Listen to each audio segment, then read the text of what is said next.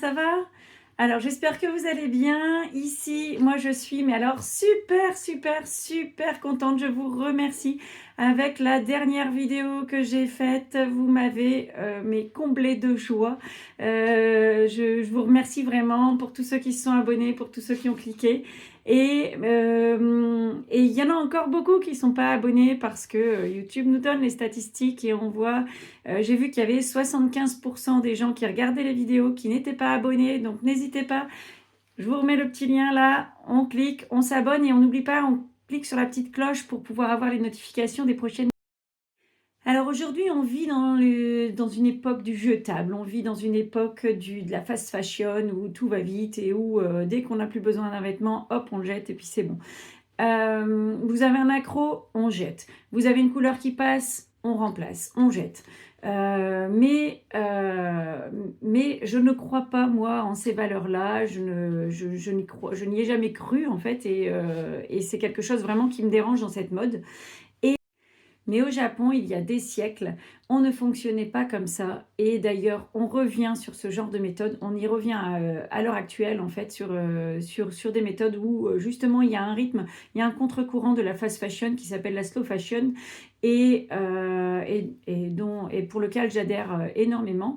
Et au Japon, il y a déjà quelques siècles, chaque fil était une question de survie, chaque point de couture, c'était une preuve de respect envers l'objet qu'on avait.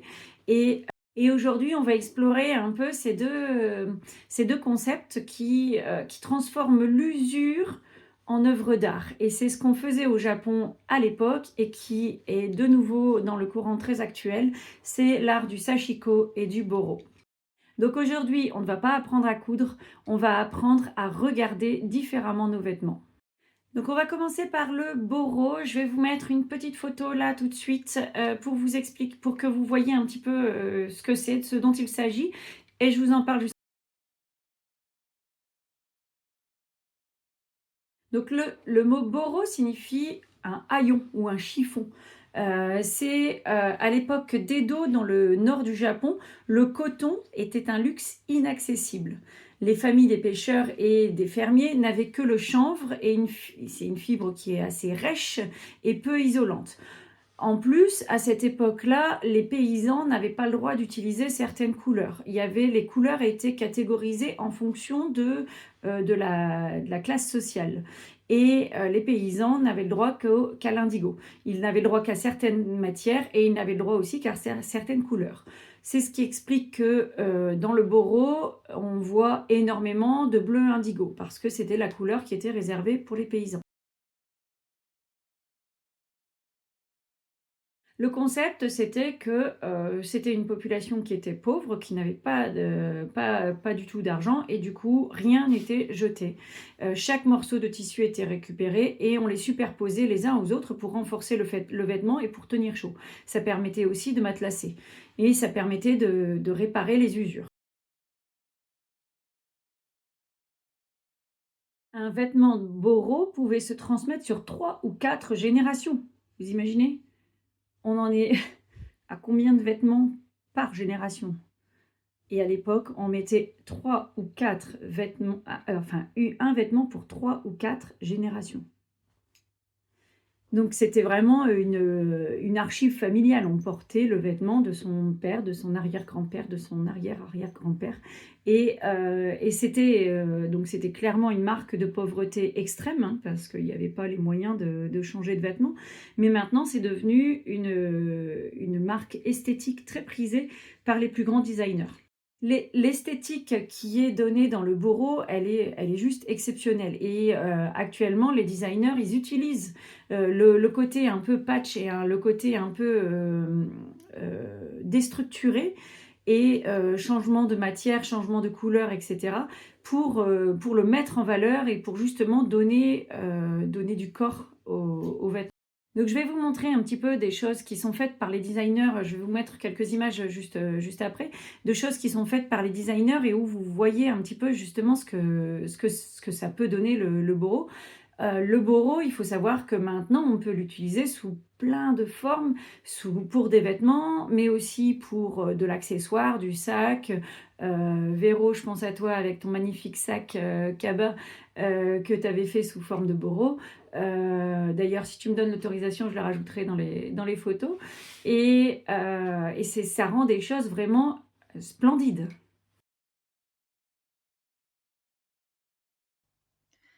Merci Véro pour ce superbe sac que tu as fait en boro et que j'adore, il est magnifique. Alors là où le boro est plus sur la partie réparation, on va rajouter des pièces les unes sur les autres au fur et à mesure. Alors je vais les mettre dans l'autre sens d'ailleurs parce que pour vous c'est plus parlant dans ce sens-là. On va rajouter au fur et à mesure des petits patchs les uns sur les autres. Et c'est ça qui va donner la structure du boro.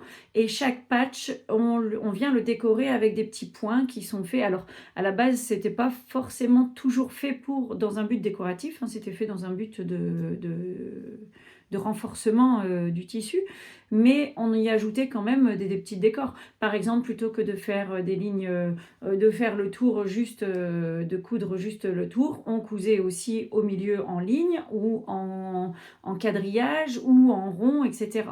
On faisait des petits dessins quand même avec le fil qui est le même que pour le sashiko d'ailleurs. Donc le boro, c'est plutôt le côté réparation, renforcement du tissu quand il y a un trou. Le sashiko, c'est plus... donc le boro, c'est plus la structure. Le sashiko, c'est plus le langage. Dans le sashiko, on va faire passer un message, on va avoir un design particulier, on va faire attention à l'esthétique du dessin. Là, ça va être beaucoup plus proéminent, en fait, le côté esthétique plus que le côté réparation. C'est une technique de broderie qui sert à illustrer. L'utilité au départ, c'était simplement de matelasser plusieurs couches de tissu ensemble pour les rendre solides. Alors, ce ne sont pas juste de jolis motifs, ce sont des motifs qui s'inspirent de la nature, comme souvent dans l'art japonais. Alors, excusez-moi si je ne les prononce pas correctement, mais je suis vraiment pas au fait des prononciations japonaises. Donc, il y a je regarde en même temps pour ne pas faire d'erreur en le disant, le Segaya, qui correspond aux vagues. Donc, je vous mets une photo là tout de suite.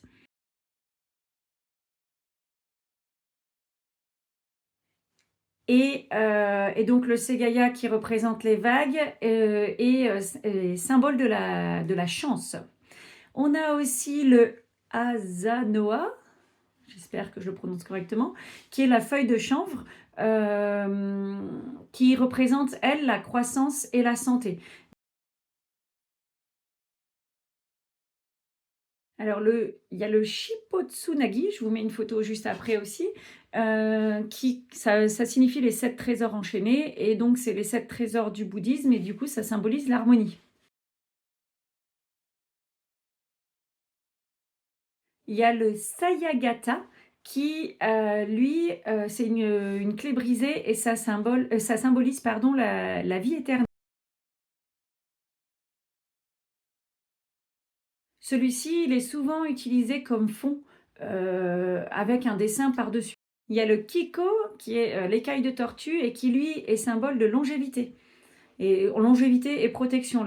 Comme la tortue est censée vivre 10 000 ans dans la mythologie japonaise, et ben du coup, c'est un vœu de longue vie.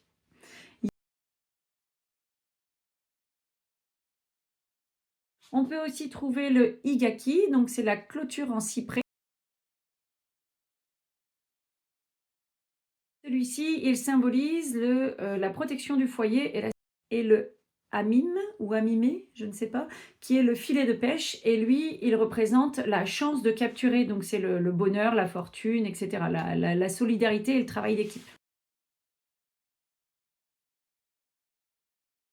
Voilà, il en existe plein d'autres. Là, c'est les quelques-uns les plus courants qui existent en sashiko, en sachant qu'après, rien ne vous empêche de partir et de faire les dessins qui vous plaisent. Moi, par exemple, j'ai fait plusieurs choses en sashiko et j'ai parfois suivi les dessins, parfois pas du tout. J'ai même fait, on va dire, plutôt de la broderie libre qui est inspirée sashiko, mais qui n'est pas du sashiko réellement. Et je vous montrerai ça en fin de vidéo, donc restez jusqu'au bout pour si vous voulez voir ce que ça donne. J'ai fait deux types de sashiko, un qui est vraiment beaucoup plus classique, on va dire, et qui m'a permis de m'entraîner sur la couture à la main. À la base, j'ai commencé le sashiko pour ça, parce que je me suis dit, bah tiens, je voudrais m'entraîner à la broderie à la main pour le CAP. Et je détestais ça, je me disais la broderie à la main, ça ne sert à rien, ça va 100 fois plus vite à la machine, pourquoi faire à la main? Et en plus, je trouve que ma broderie à la main était moins solide, était moins régulière, était moins... Bref, elle était moins bien en tout niveau et en plus qui prenait 3 fois plus de temps. Donc je n'y voyais pas l'intérêt. Je me suis dit, pour le CAP, il n'y a pas, il faut que je m'entraîne. Donc avec quoi je vais m'entraîner? Avec quelque chose qui me plaît. Qu'est-ce qui me plaît? Eh ben, le sashiko, ça me plaît parce que ça a un aspect décoratif, ça a un aspect vraiment où visuellement, je m'y retrouve, je trouve ça beau. Donc j'ai commencé avec un motif sashiko basique, simple, pour pouvoir... Ça me fait penser à la chanson. Vraiment, du coup, ça me fait rire. Bref, je vous mettrai un petit fond, un petit fond musical avec la chanson. Donc j'ai fait ce petit, sur un tout petit morceau de tissu, juste histoire de ne pas m'écœurer sur la couture à la main et que j'y retrouve du bonheur et du plaisir sur le rendu. Voilà mon basique simple. Donc je suis partie sur, donc c'est vraiment juste des petites croix. Et je suis partie sur 2 couleurs différentes, mais que je trouvais qui s'associaient très bien avec mon tissu ici. J'ai pris un tissu fond uni, j'étais dans les tons verts, donc du coup je suis restée dans les tons verts. Et mes fils, je les ai pris orange enfin rouille et jaune moutarde, qui ne sont pas les couleurs traditionnelles du sashiko, mais maintenant on arrive à trouver d'autres couleurs que les couleurs traditionnelles, mais que je trouvais qui s'associaient très très bien avec ça.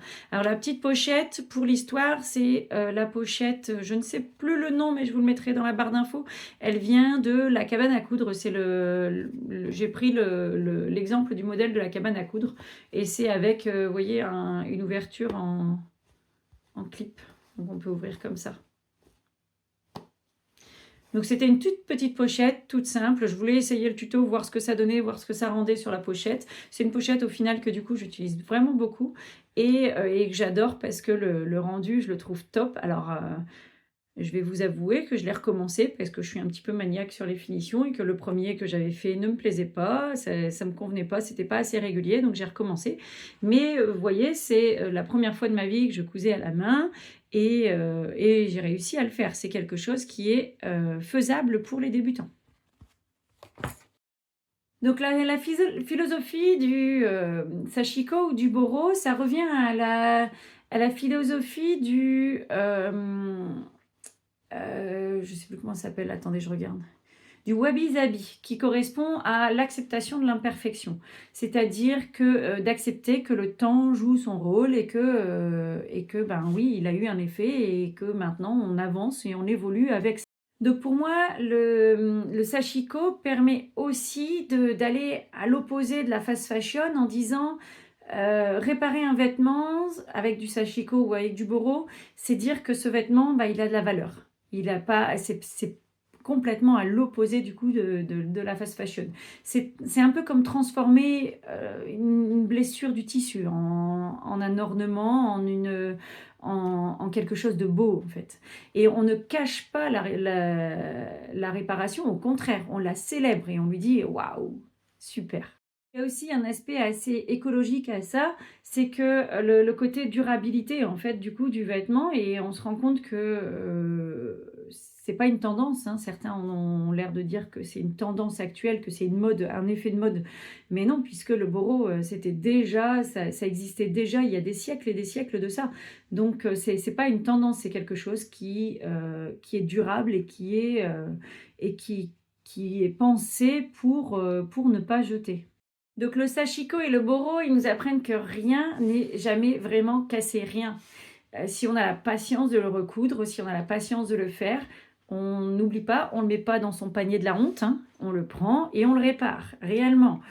Et la prochaine fois, du coup, que vous voyez un trou dans votre jean préféré, ne vous dites pas que c'est la fin de votre jean. Hein, voyez-y plutôt une opportunité et une façon de dire « Ah bah super, je vais pouvoir continuer cette histoire avec ce jean, mais d'une autre façon en fait. » Et du coup, d'une façon beaucoup plus créative et qui sera unique, qui apportera votre touche de personnalité et qui rendra votre vêtement, qui donnera à votre vêtement encore plus. On peut faire le parallèle même avec l'art japonais qui s'appelle le kintsugi, si je le prononce bien, ou kintsugi, qui répare la céramique en fait. C'est quand on a une poterie ou une céramique qui est cassée, ils la réparent avec, sur les fissures, ils mettent de l'or.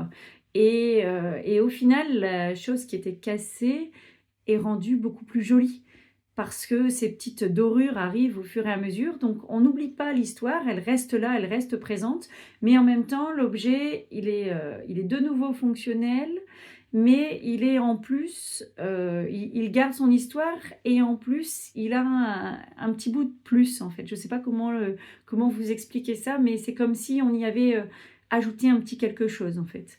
Et ça, je trouve que c'est ce qu'on retrouve un peu avec le sashiko et le boro, et c'est quelque chose que je trouve vraiment extraordinaire. Donc maintenant, je voudrais vous parler un petit peu de la broderie un peu plus libre que j'avais faite. Je suis partie d'un de mes dessins. Donc je suis restée dans l'inspiration japonaise, dans l'inspiration du sashiko. Je suis partie avec un tissu indigo et un fil blanc. Et je suis partie d'un de mes dessins, en fait, un dessin que j'aimais beaucoup et que je voulais reproduire en broderie pour en faire un sac.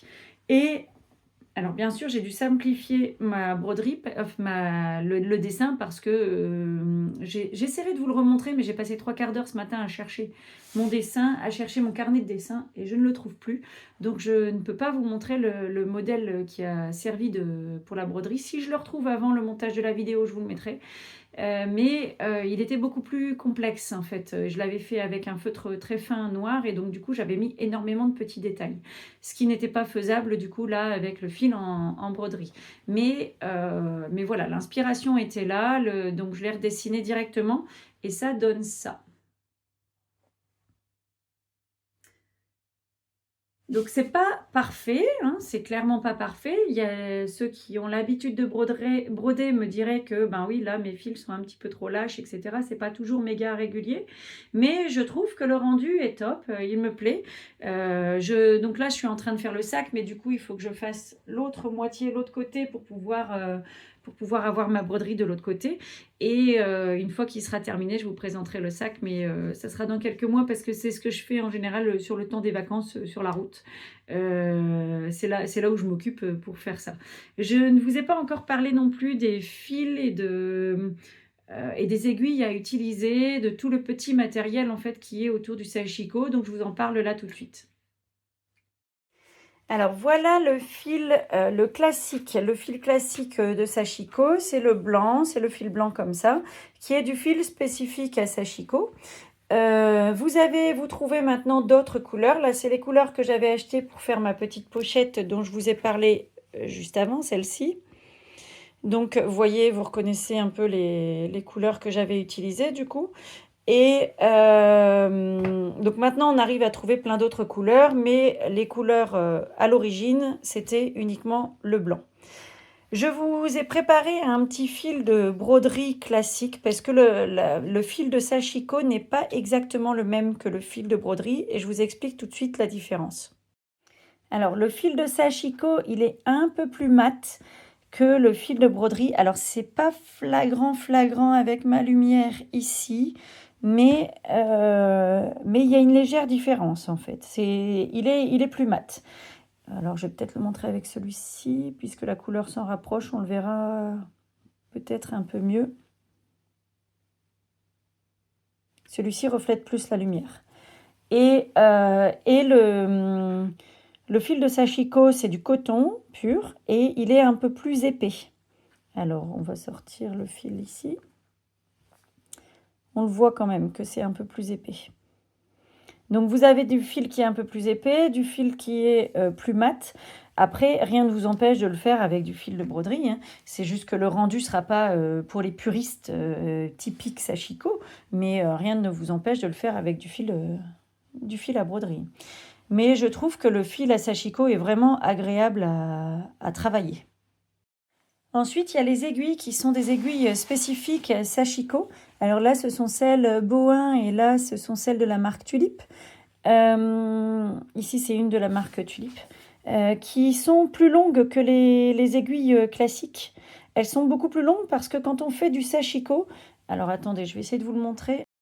Quand on fait du Sashiko, on va essayer de faire plusieurs points d'affilée.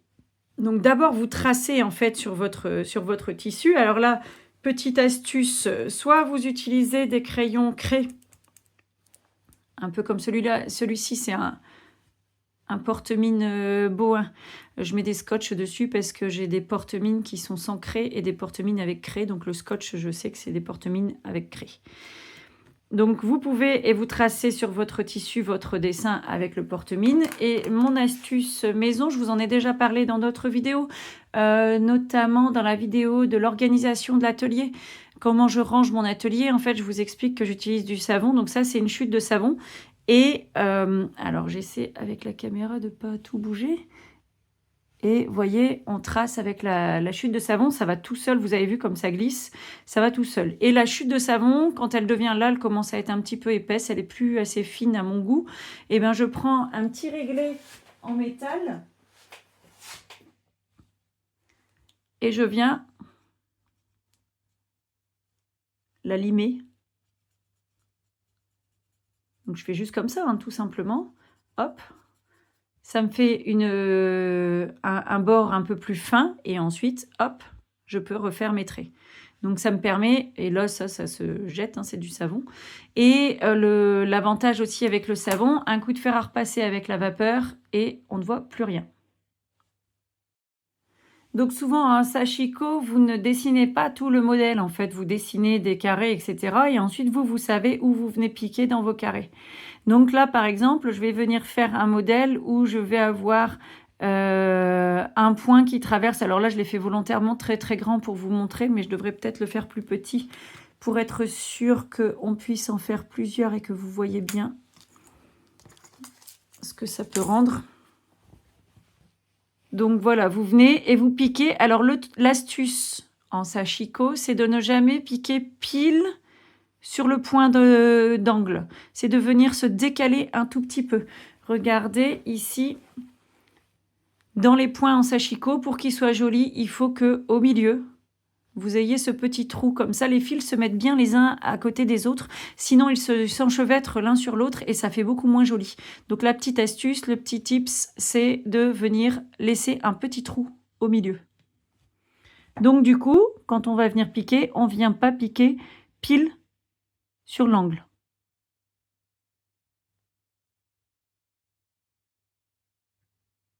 Là. Et la petite astuce sashiko, c'est que justement, c'est pour ça que c'est une longue aiguille. C'est parce que je ne vais pas venir faire seulement un point. Je vais revenir piquer le suivant, pareil. Donc, je me repique juste après. Et je ressors dans l'angle. Je repique juste après.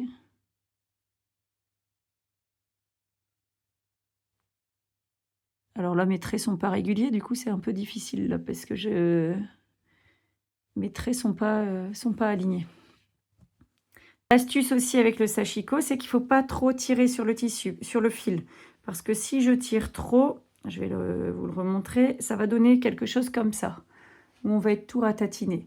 Et il faut vraiment bien remettre à plat. Donc au besoin, vous pouvez utiliser un cadre de broderie, les petits cadres, les petits ronds, un cercle de broderie, mais aucune obligation. Donc là, je me remets bien avant le petit croisement, je ressors après le croisement, et vous voyez, je fais plusieurs points d'affilée avant de sortir mon aiguille.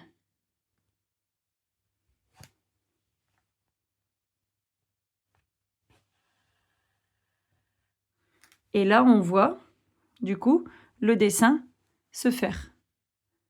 Donc vous voyez ce que ça peut rendre. Là, alors là, je l'ai fait très rapidement et avec un dessin qui n'était pas tracé à la règle et ni fait de façon très régulière. Donc vous le faites avec en traçant, en mettant vos repères pour que vos traits soient très réguliers. Et vous voyez qu'assez rapidement, on peut obtenir un effet assez sympa. Du coup, comme on met l'aiguille sur beaucoup de points avant de la faire avancer, ça peut des fois faire mal aux doigts quand on vient pousser l'aiguille en fait au fur et à mesure. Donc comme là, au moment où je la pousse, eh ben, il y a énormément de tissu qui est dessus et de fil et c'est tout est ratatiné, ça pousse un peu, c'est dur. Donc il existe ce qu'on appelle des dés à sashiko qui ressemblent à ça, qui sont des dés ou des bagues. Alors, soit, donc ici, ça, vous le mettez comme ceci, et vous venez pousser avec votre main l'aiguille. Je vais venir la mettre. Alors, attendez, je vais enlever. Donc voilà, je suis venue remettre quelques points sur l'aiguille, comme ça, vous pouvez voir. Et comme c'est difficile, eh bien, je viens la pousser avec la bague comme ceci. Si vous préférez l'avoir sur le doigt comme un dé à coudre, alors moi personnellement les dés à coudre je n'aime pas parce que vous voyez j'ai toujours des ongles et du coup mes ongles viennent taper dans le bout du dé à coudre et donc ça me gêne énormément. Et donc du coup je viens mettre ceci qui n'a pas de fond en fait, donc ça me gêne pas au niveau des ongles et ça permet aussi de venir pousser l'aiguille ici comme ça. Et l'un comme l'autre, en fait, j'aime bien les deux, hein, en fonction de si je suis en train de travailler dans la voiture, sur le canapé, ou peu importe où je travaille, en fait, en fonction, j'utilise l'un ou l'autre. Mais les deux, j'utilise vraiment beaucoup les deux. Voilà, j'espère que cette petite vidéo vous aura inspiré. Et vous, est-ce que vous êtes prêt à porter un vêtement rapiécé? Dites-le moi en commentaire, n'hésitez pas et n'hésitez pas à vous abonner et à activer la petite cloche pour pouvoir être au courant des prochaines vidéos qui vont sortir. À bientôt mes bobines!